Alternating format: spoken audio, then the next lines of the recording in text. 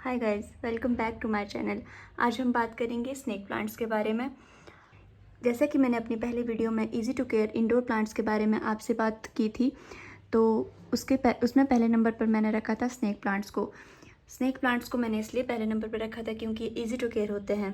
तो इसलिए आज हम बात करेंगे इनकी केयर टिप्स के बारे में, कैसे इन्हें मेंटेन करके रखना है, कैसे इन्हें प्रोपोगेट करना है, सॉइल कॉम्पोजिशन कैसी रहेगी, टेम्परेचर कैसा चाहिए, ह्यूमिडिटी कैसे चाहिए। तो शुरू करते हैं आज की वीडियो। सबसे पहले बात करते हैं इसकी लाइट कंडीशंस के बारे में, कैसी इसे लाइट कंडीशंस चाहिए।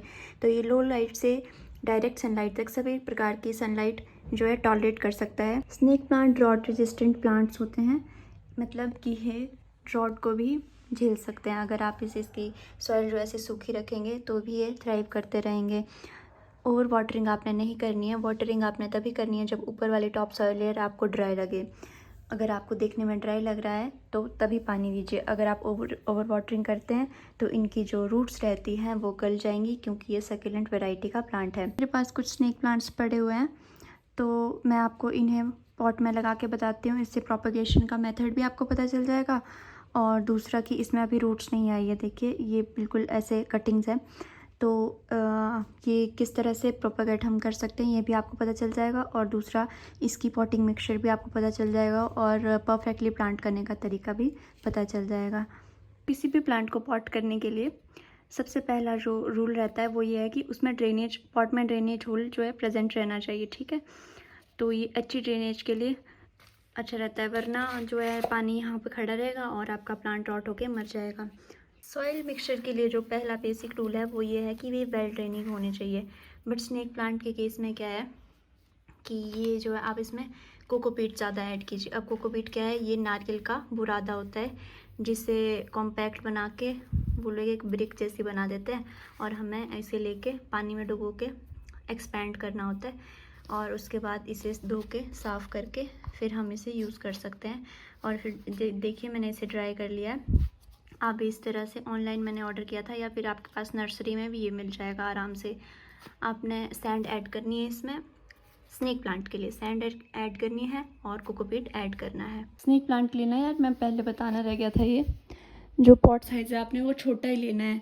मतलब अगर आपका प्लांट जो है इतना बड़ा है, मान लो इतना बड़ा आपका प्लांट है, तो उसके लिए आपने पॉट साइज छोटा ही लेना है।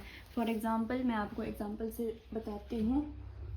ये जो मेरा प्लांट है वो सिर्फ इतने से पॉट में लगा है।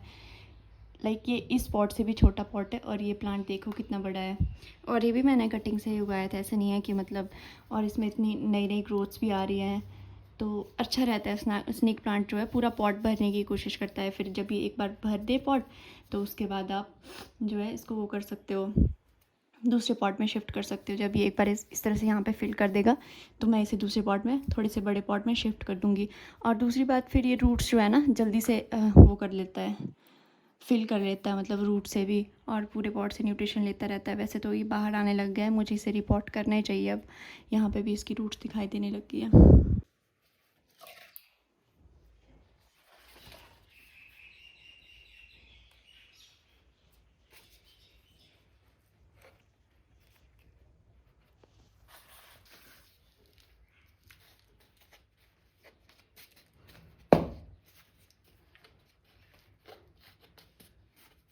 सो यार, ये रिपोर्ट कर दिया है।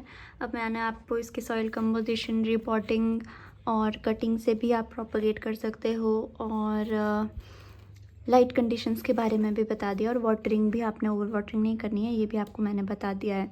अब बचता है इसको ह्यूमिडिटी कैसी चाहिए।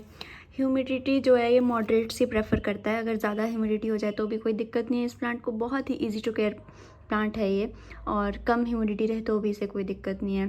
सी, आप देख सकते हैं कितना हार्डी प्लांट है।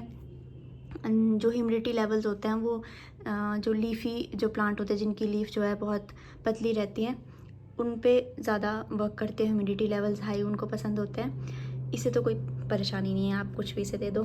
फर्टिलाइज़र की बात करें तो अब मैं इसमें वर्मी कंपोस्ट ऐड कर देती हूँ कभी कभी। मतलब इसे इतनी ज़्यादा फर्टिलाइज़र की भी ज़रूरत नहीं होती है, वो खुद से प्रोपगेट करता रहता है। और आपने कटिंग्स लगाने के बाद पानी दे देना है। वैसे कुछ लोग कहते हैं स्नेक प्लांट में कटिंग लगाने के बाद पानी नहीं देते हैं, कुछ दिनों के बाद देते हैं, लेकिन जो मेरी कटिंग थी वो मैंने 2-3 दिन से रखी थी। मतलब वो जो है उसमें कैलस नीचे फॉर्म हो चुका था। मतलब रॉट होने के कोई चांसेस नहीं है। बस पानी ना देने के पीछे ये एक रीज़न रहता है उनका कि जो है कटिंग जो है रॉट हो सकती है। मतलब ये ताज़ी कटिंग नहीं थी, 2 दिन से मैंने रखी थी, उसके बाद मैंने इसे प्लांट किया है।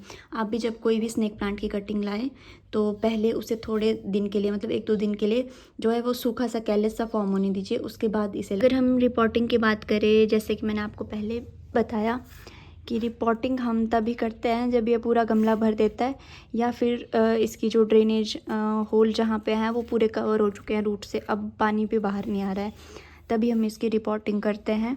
बाकी आप इसे इसमें लगे रहने दीजिए। सोचो यार, आपके पास इतने सारे स्नेक प्लांट्स हैं और वो एकदम बंच में किसी पॉट में या फिर कहीं किसी जगह पे आपने रखे हैं, कितने खूबसूरत लगेंगे। स्नेक प्लांट आपको अपने घर पे क्यों लगानी चाहिए? सबसे पहला रीज़न तो ये है कि ये आपकी जो इंडोर एयर होती है उसको बहुत ज़्यादा प्योरीफाई करते हैं। फॉर्मेल्डिहाइड एंड बेंजीन जैसे हानिकारक केमिकल्स को ये ऑक्सीजन में कन्वर्ट करते हैं। दूसरा रीज़न है ये easy to care, easy to maintain plants हैं। इन्हें कुछ नहीं कर चाहिए, बस थोड़ी सी छनी हुई धूप या फिर शेडी एरिया में भी ये अच्छे से चलते हैं, जल्दी प्रोपोगेट होते हैं, कटिंग से प्रोपोगेट होते हैं, न्यू पप्स निकालते हैं, बहुत इजी टू मेंटेन होते हैं। तीसरा जो हमारा रीज़न है वो है इम्प्रूव्ड ह्यूमिडिटी। जो ह्यूमिडिटी लेवल है हमारा, वो ये प्लांट्स मेंटेन रखते हैं।